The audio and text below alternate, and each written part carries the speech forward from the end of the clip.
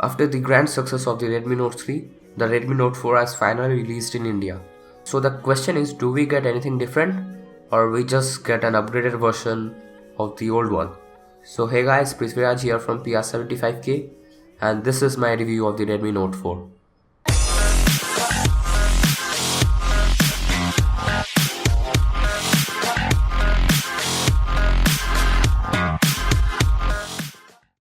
I won't bore you by telling the specifications of the Redmi Note 4. You can just pause the video just right now and read it if you want to. I am having the gold variant of 4GB RAM and 64GB internal memory. Design wise, it looks very similar to the Redmi Note 3.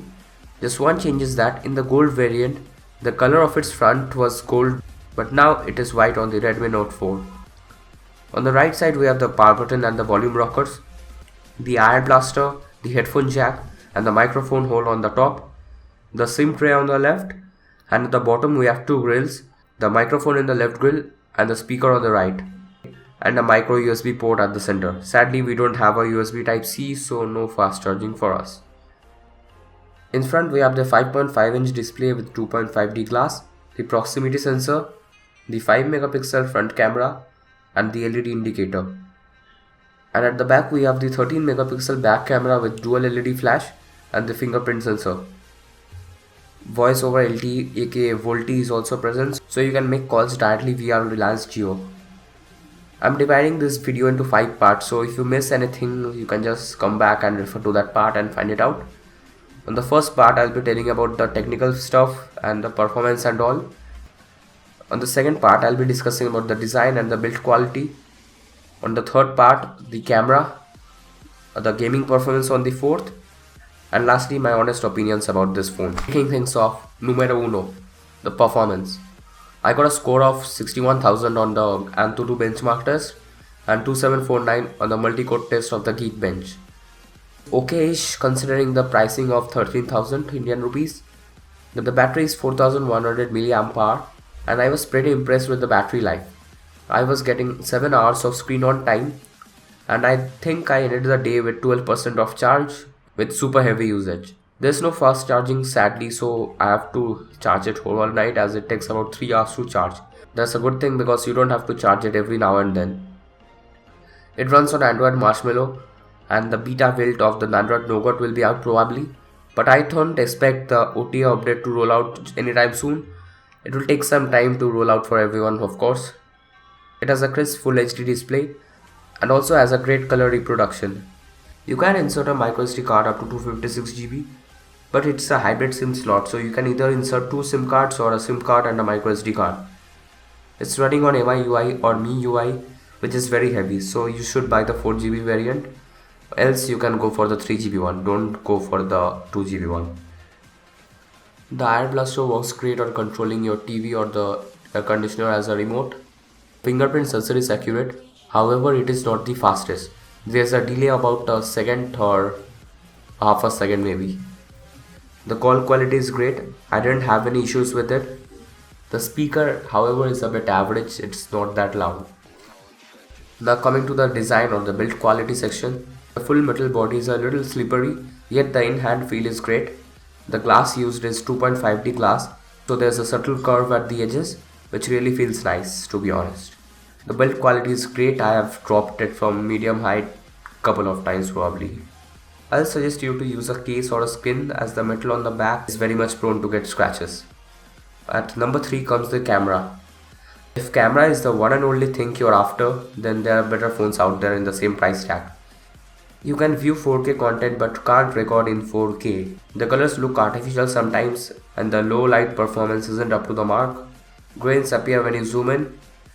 There's a little lag when you capture a photo. Photos are being taken a bit late. A delay of a second, maybe it's not real time.